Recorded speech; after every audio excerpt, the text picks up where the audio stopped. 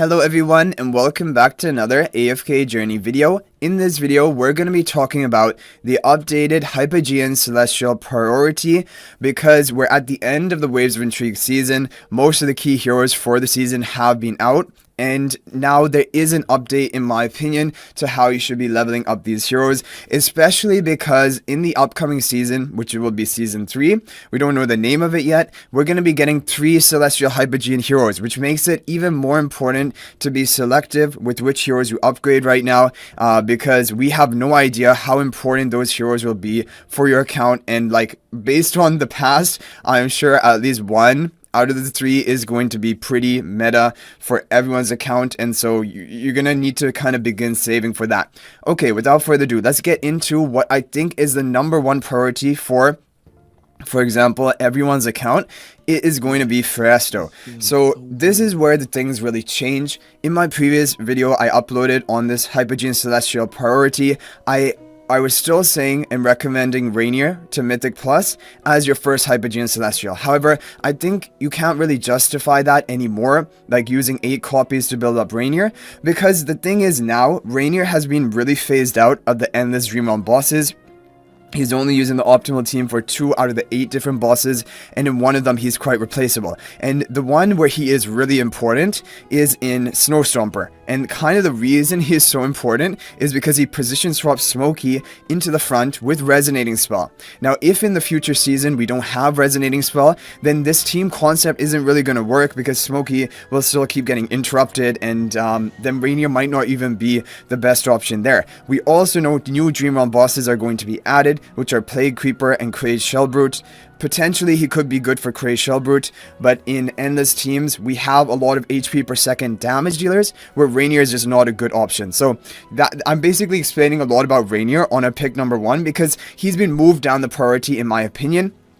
Now, but we'll talk more about Rainier when we get to him. So why Feresto? Feresto is used in all 8 of the Endless Dream Realm optimal boss teams, and I am sure when we get the Plague Creeper and even Crazed Shellbrute, he's definitely going to be used for Crazed Shellbrute. His kit is not great for Plague Creeper. However, if we're running Harak, and most likely Harak is going to dominate in that summon map, I find it very likely we'll be running Feresto too, because then Harak can devour the Feresto or his illusion and gain some stats for that. So I do think Feresto is the overall top hero everyone should build on their account. He is really essential for Endless Dream Realm bosses, and it is all because of his HP per second damage from his Vicious Sting that both him and his illusion can cast, dealing massive damage over the course of the fight. The other reason is he's really good in PvP. For Supreme Arena, I'm running him on practically all of my defenses every week. For regular Arena, I'm even using him in regular Arena. So Feresto is a really solid hero to have on your account. He will help you in all areas of the game, and he is just the best Hypogean Celestial out right now. And I think it will still be very difficult to power creep him because you're getting 2 heroes with massive HP per second damage. He basically has a perfect synergy with Harak, and what I'm actually expecting is I think in this future season, Harak and Feresto are still going to dominate, and maybe there will be another hero that can be added in onto the team, but I don't think they're going to be power crept so soon. I have the feeling about that. The other thing to just mention is that Feresto is not good pre-endless. So for example, in the first month to month and a half of a new season, he is not going to help you out in Dream Realm at all. He's not used in any of the teams because HP per second damage only comes online when you get to the endless level. So that is one thing. The other thing though is he's good in AFK stages. There's a lot of AFK stage recommended formations using Feresto, and if you have him especially at Supreme Plus for that shield at the beginning, that is really going to help you push AFK stages, level up your heroes a little bit faster compared to other people, and then compete in all of the different seasonal content. So overall, Feresto is an amazing hero. He is the best Hypogean Celestial to have on your account, and if you can only pick one, for example, if you only want to pick one hero, Hypogean Celestial for your account, make it Feresto, and you can get him to Supreme plus 15 exclusive equipment, or personally I like getting him all the way to Supreme Plus maxed out plus 20 exclusive equipment, eventually plus 25. I think he's that good. And I know it is an extra 4 copies from Supreme to Supreme Plus, but that shielding that he gets is useful for AFK stages, like we said. Also for PvP is good, but for Dream Realm Endless bosses, it isn't. However, the stats he gains from Ascension are very important. So overall, Forester is amazing. And also keep in mind, in this season, he didn't even have a great charm set. A magic charm set. He was still using all 8 of the Endless Dream Realm bosses. If there's a future season mechanic that makes him actually better, or even better charms offered to him, he's going to be even crazier. Okay, now is a difficult part.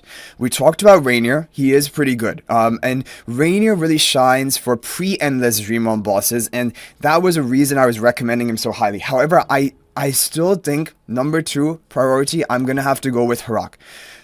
This may be up for debate. From this position, you could go for Harak, and in which case you want to take him all the way to Supreme Plus because he unlocks a very important ability upgrade when he gets his Enhanced Force, the bonus energy recovered after getting 2 kills. This is essential for Dream Realm for increasing his damage.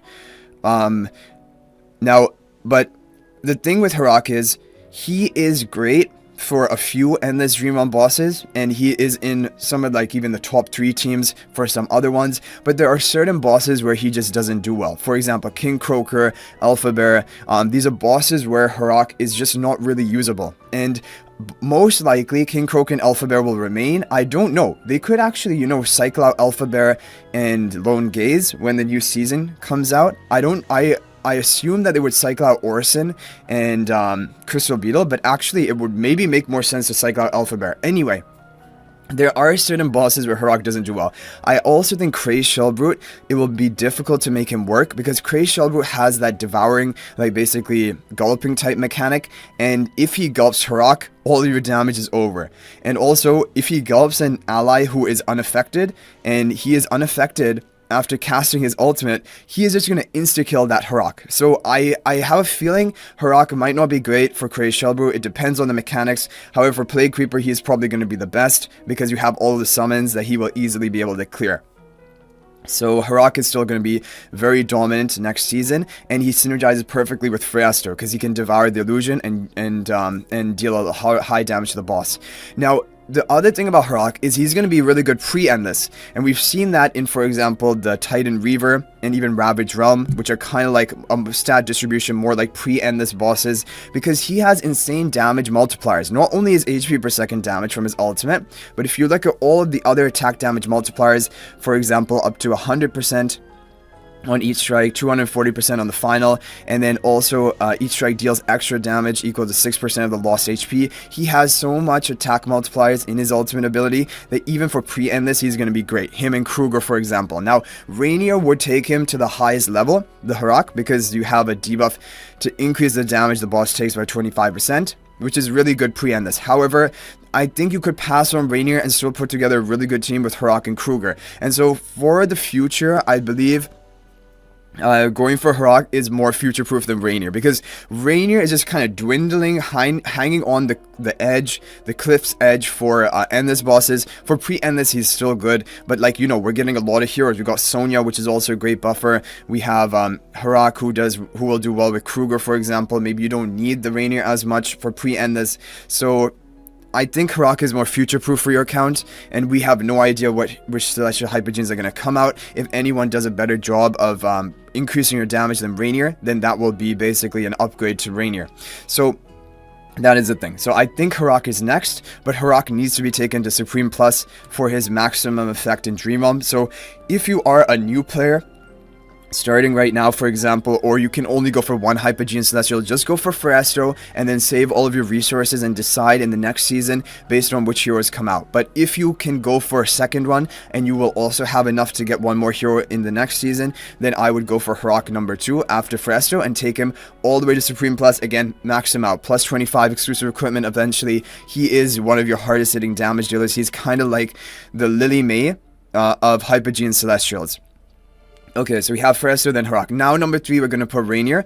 Rainier kind of feels like more of a luxury hero. Like, if you started early on from global launch, you would have had enough resources to get Rainier and Freyaster, maybe even Harak, if you're, like, being completely optimal.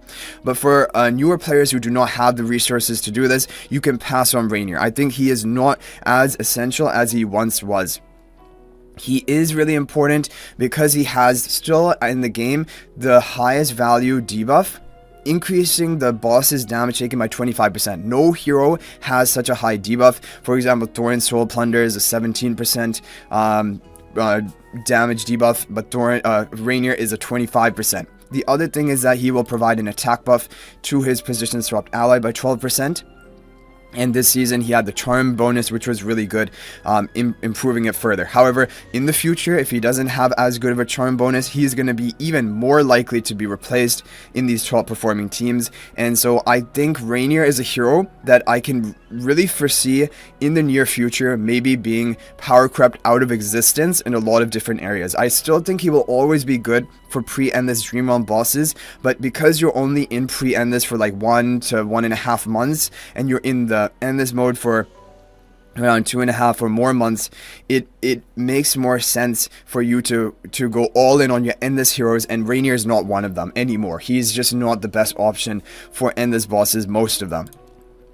Okay, but that being said, other uses of Rainier is he is good in PvP with the position swap, but again, you can even do that and do it with 1 copy of Rainier. It doesn't need to be at Mythic Plus, and that's kind of the thing. Rainier, I always thought he's a cheap hero. You only have to take him to Mythic Plus in order to get his effect, but Mythic Plus is still pretty expensive. In total, it is 8 copies, which is a lot. Like, even from the all-hero event, giving you 1 free copy of Rainier, you still need another 7 copies to get him. And that is a lot of investment in a hero which could potentially be even more power crept in the future, and already currently is kind of like being phased out due to all the other crazy heroes which have been released, like Harak and Sonya, who are both really good in Dream Realm.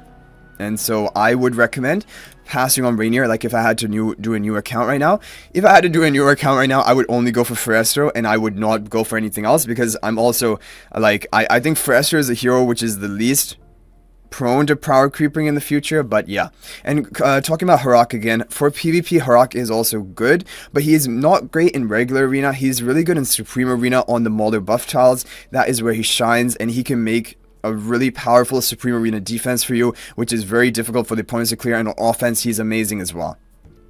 Okay, so we've covered the big 3. Now for the next one, this is, again, is going to be a bit up to preference. You can go for Cele or you can go for Scarlita. Now, I'm going to give you the advantages of both before I actually give you my pick. Scarlita is good for some AFK stages. She's good for PvP, even regular arena. Cele is good for PvP, regular arena. Both are good in Supreme Arena. Cele is also good for pre-endless Dream Realm bosses because her raw damage is enough just to break through the boss. But for endless bosses, Cele has been completely replaced. Apart from if you want to run her in King Croaker, you can, but she is not even in the overall top performing King Croaker team anymore because Sonya has made an even improved team. So Cele is fine, but she is not what she once was, basically. But overall, I still say going for Cele number 4 is going to be the good decision, because her raw damage is going to help you for pre-endless Dream Realm bosses. But if you already have Harak, which you should if you follow this list, then you will probably not be using her much. I think Harak is really going to take her place for pre-endless bosses. But for PvP, I do like Cele a lot. I think she's good in regular arena, and she is good in Supreme Arena. And I think also in the future, we're going to have Plague Creeper, right? Plague Creeper is a summoning mechanic boss. Cele could be really good there. And I think there could be various primal lores. We had the Ravage Rum, where Cele was really good. Cele has some really key boss uses, basically, and she's a very unique hero. She's also good for AFK stage pushing. So with all of this covered, I think Cele is a bit of a higher priority than Scarlita on your account, but it does come down a bit to personal preference between Cele and Scarlita. But I would choose between these two rather than the other heroes, which are basically purely PvP. But Cele is a good hero. I mean, the kind of her weakness, and like for regular arena PvP, the reason she's good is she can keep resummoning herself, reviving herself, and heroes like that do really well in PvP, especially if you have other heroes who can respawn, like Damien, for example. If you have heroes which are difficult to kill, She does well in those comps. Now, she can be knocked off by an enemy Scarlita, and if the enemy has enough burst, like with Maulers, for example, they can just break through your team so quickly, and then Talene ends up going down, because Talene can only revive herself if your allies are surviving, so she needs to be in an otherwise really stall-oriented team, which can survive for a long time. But Talene is really good. I do recommend her number 4, and but again, like if you're not a heavy spender, I would say after you're done with Forester, Horak, and Rainier, just wait, because I think in the next season we're gonna have at least one, maybe even more than that, of the 3 Celestial Hypogeans who are probably gonna be even more of a priority than Talene or Scarlita. So it would be better for you to wait from this point. But next up we have number 5, Scarlita. If you're able to do it, Scarlita is good. I like her in PvP. I like her in Supreme Arena. I don't know, she's a bit lower than Talene in my opinion because her boss usage has not been as good. Talene has been way more dominant in bosses, and especially like this Ravage run we have, and that can make a difference. That could be the difference between you getting some like into the top 100 of the Ultimate Siege, and that is going to give you that Abyssal Essence at the end of the season. And I do expect, like in any other boss content, maybe even Primal Lords, Talene is going to see more use than Scarlita. So that is kind of the reason. And other than that, they both have use in AFK stages. They're both good in PvP and Supreme Arena. I think in some ways Scarlita could be a little bit better than Talene, but it also depends on the team comp. There are a lot of teams which don't do where Talene is better fitting in them, especially stall oriented teams with like Lily May, Damien, Tassi, Talene type teams. Okay, so that is my recommendation for Scarlita, number 5.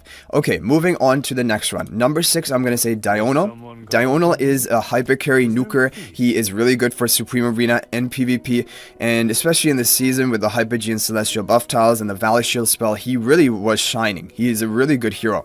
However, he has issues. Like, if you're running him on Hypogean Celestial buff tiles, Maulers can still break through him. Like Maulers on buff tiles, I don't know if we're gonna get that in the next season, the Mauler buff tiles, but they're just so strong. They can burn through a Diurnal team, even a fully invested Diurnal team. So that is kind of the issue. But he is also good for other areas. He has some minor use in AFK stages. Oh, and that's another thing I forgot to mention about Horak. Horak is used quite a lot in AFK stages and pushing, and that is another thing in his favor and why he is kind of a really important hero to recruit onto your account. And whereas Rainier kind of is very rarely used in AFK stages, and even if you were using him, you could probably get away with him even at 1 copy. So Diurnal is really, he's good. However, the thing is, the comp around him usually has a lot of like squishy supports who are easy to burst through, and him himself is not too tanky. Even with the Valor Shield spell this season and the charms to give him even more basically survivability, he still had issues surviving. So I don't know, like Diurnal is the best next hero in my opinion that you should build, even before Dunlinger. However, I don't like highly recommend him. I think if you just wait for new heroes, they're probably going to be overall better than Diurnal, because even with some testing, I found that a Dunlinger Talene comp kind of is doing better for me than a Dunlinger Diurnal comp. And yeah, it is weird, but Talene with that survivability ability to revive is kind of nicer than the Diurnal, who doesn't have as much. Anyway, moving on to the next one, which is number 7. And again, between Diurnal and Dunlinger, they could both be like number 6 or number 7, depending on which one you actually prefer. Dunlinger has more utility. He's a tank. He has the really important unique effect Spellbind, which can prevent enemies and allies from casting ultimate other than your specific hero, who is the Clemency Chime target. So Dunlinger is good. He is good with Talene, he's good with Scarlita, sorry, not Scarlita, he's good with Talene, he's good with Diurnal. He is an overall good tech hero. He was even used in the Primal Lord Craze Shellbrew, but you're not going to be seeing that much. It was a very unique case why he was actually useful there. So, he is an overall solid hero. And if you're talking about future-proofing, I think that for PvP, Dunlinger probably is more future-proof than even Diurnal, for example, because we could always get a better hyper carry than Diurnal, but I find it very hard to believe we will get a unique like ultimate denier like Dunlinger, and that can be very useful for Supreme Arena. It can be useful for the Energy Tile Arena map. There are a lot of uses basically of Dunlinger. So, but he is again a hero that you don't need. All of these heroes, Diurnal, Dunlinger, and then the final one, Burial, these are all kind of PvP heroes which are very niche. They're even in PvP, they're not necessarily the top tier. For example, if you're running a Dunlinger Dynamo defense, like I mentioned, it can still be cleared by Mauler. So I don't necessarily think it is like it is the beat all like trump card defense. It is not the case. Okay, so that is basically Dunlinger, and then finally we have Burial. So Burial has very limited use, even in top ranks of PvP. People who have like all heroes built, they don't even run Burial anymore. He's just not as good as some of the other hero options we have. Things could change. For example, if the Mauler buff tiles disappear, he might see a use again, because then Maulers won't be as strong. Like right now, everyone is building around Mauler teams. And that kind of like even makes it more competitive for a Burial slot onto a team. But yeah, Burial is kind of like a stallish type hero. He deals good damage, and in other modes, other game modes, like sometimes in Relentless Rumble and things like that, he does end up doing pretty well. So he has that kind of unique factor. But overall, Burial is just not a top tier hero. He is the weakest of all the 8 Hypogean Celestials in my opinion, and not recommended to build unless a very heavy spender account. And yeah, he's already kind of like falling, like he's not really in the meta, and so definitely with future heroes coming out, Hypogean Celestials, he's going to go even deeper down the rabbit, basically even further out of the meta than he currently is. But yeah, that is pretty much it, guys. You can let me know your thoughts on this ranking priority list, and if I missed anything, feel free to let me know, and if you have a different opinion, you can share it as well. But I do think basically the important thing that we covered here is that Rainier is now like a third priority, and kind of like a luxury hero that people who don't have plenty of resources may just want to pass on, because Freyasto and then Harak, these are the two key kings of a Dream Realm and really the game right now. AFK stage is PvP.